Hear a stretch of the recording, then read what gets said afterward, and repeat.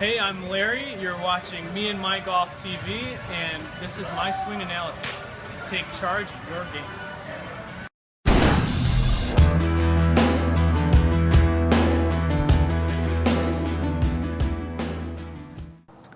Welcome to North Shore Golf and Country Club on our Take Charge tour here in Chicago, and we are analysing, as you can see there, Larry's golf swing. So Larry was very kind enough to make an effort to come down to us at Top Golf to see us, to meet us, and also to join in on the games that we played there. So thank you, Larry, and this is our thanks to you. We're going to give you some great things you can work on in your golf swing.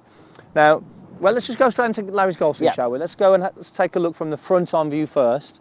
A pretty good setup and pretty good golf swing actually, but the lower body really stood out to us, Piers. Now if we just swing back and stop Larry at the top of his golf swing, we'll notice his left knee kicks in quite a lot, but the right knee straightens a lot in that backswing. Now this causes that right hip to get higher than the left, quite a lot at the top of the backswing. Very high. Which really struggles to create this sort of load into the right side, and a lot of the weight here at the top of his swing, Piers, is in his left side.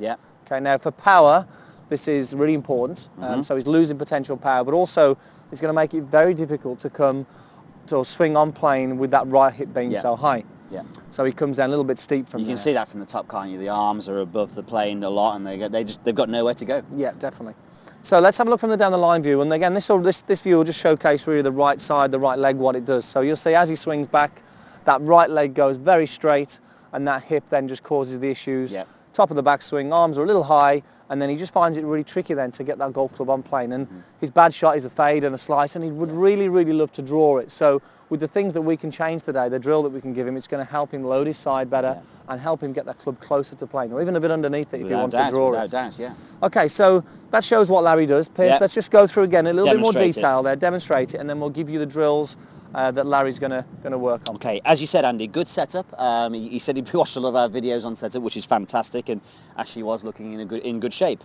So, as you said, from here, as he swings back, the left knee kicks in, the right leg straightens, and from this position here, you can see the right hip is higher than the left, so my trail hip is higher than the left. I've very much got a lot of weight into my left toes, it feels like now, so we're all into that left side there. And then from there, from this position here, as he starts his downswing, very difficult to bring the club down on a shallow plane. It's very much going to be coming steep over the top. And I know we spoke to Larry about some of his drives. He was teeing the ball very low to stop skying the ball into the air, hitting the ground on some of his drivers, and generating a fade out to the right, or too much of a slice, should we say. So it's interesting with this, this will cause Larry to hit a little bit more down, which he can get away with the irons. But in terms of hitting the driver well, we always talk about it. We want to be hitting slightly on the up with the driver to maximise distance, and doing this pace is going to make it very difficult to sweep the golf ball off that tee. So get away with the irons a little bit more, but with the driver it's really tricky to do. So that's obviously the fault that Larry does there, Piers. Now we worked with Larry and just give him a quick drill there, didn't we? And let's have a look at that, because we videoed the drill as well, which we don't normally get to do on a swing analysis. But if we look at the drill, we can see that we actually got you in here to help Andy as well. So from down the line, we can see, Andy, you're just there stabilising his posture, because what we asked Larry to do is to go into the stalk stance, which we do with a lot of people. And then from there, obviously keep the trail leg flexed. And you can see as he's rotating now into his backswing, he's keeping his trail leg flexed, but Andy is helping to support him just for the initial few. So make sure when you do a drill like this, and Larry, make sure when you do this yourself, you've got a mirror there or a video camera. I know you take your camera with you a lot, and just analyse, are you maintaining your posture? We don't want that head dropping down too much. So you can see, again, if we look at the video, we can see how Andy is stabilising as he rotates into a really solid looking backswing. It'll be tricky to do. I know when we got Larry to do some shots, he was very much coming up onto his toes on his right foot. It was difficult for him to keep his right foot planted. Yeah, so that drill is really, it's a feeling that he can do there, Piers, that can help him just create that right feel that he can then link into the golf swing. It'll take a bit of time, but I've got no doubt that once he gets used to this, it's going to massively help your swing playing, Larry, but also driving, you're going to hit the ball a lot further as well. A lot further. And I think he was concerned about that he wasn't quite maximising his distance.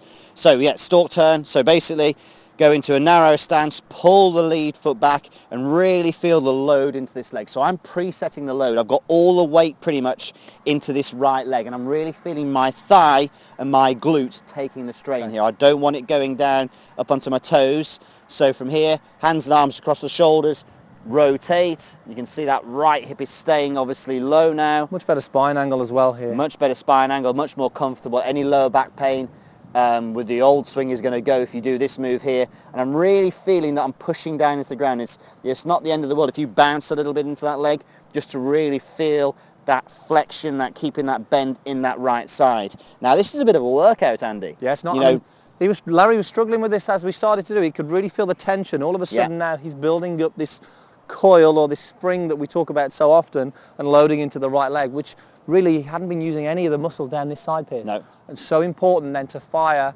from the top of the golf swing. may well get a cramp doing that. You know, Yeah. if you're not used to it, if you're not used to loading those muscles, they'll be overloaded very quickly and you may get the cramp. So progression from here, hitting shots, put it on a T-peg, get a 7-iron is an ideal club, and then from there, half back swings, 3/4 back swings, whatever you feel comfortable with.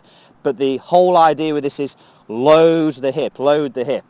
And you can see because of this, I'm loading this leg and the hip, that it's going to be easier now for me to bring that arm down onto a better plane. That again for me, Piers? Into that position there. So you'll notice here again from here, notice how the flex is maintained in that right leg, and this is really where that stability and that load is, and that power is going to be built up against really. So the top of the backswing, Piers will get that weight onto the right side by coiling the upper body over the lower body there. Absolutely. That's hard work, I felt that. Sounds good, yes, there's a few Workout. swings there. So you can see there, Larry, from your old golf swing where that right leg locks out, the hips tilt, the spine even goes this way a little bit. It's very difficult to create the right plane, but also you're sacrificing a lot of power there. Yeah. And if the two things that we want to improve, more distance, straighter shots, Yeah. I think it's pretty important. Absolutely, definitely. So if you can get that load first, that's the number one thing to do. And we spoke about this, you know, once you're comfortable loading that, then you can start working at the path of your golf club, making it swing more out to the right. But get the loading part done first. And you don't need to hit lots of shots, you need to do lots of movements, definitely. Okay guys, hope that helps. That may have helped a couple of you guys there if that's Yeah. something that you do in the We see it. backswing. We see Take it a a look lot. at that right leg. We see it a lot, don't we? So a big thank you to North Shore Golf and Country Club here. Beautiful location in Chicago. The sun is shining. Hopefully that's helped you, Larry. Post your comments down below and we look forward to seeing you soon. Thanks. Cheers guys.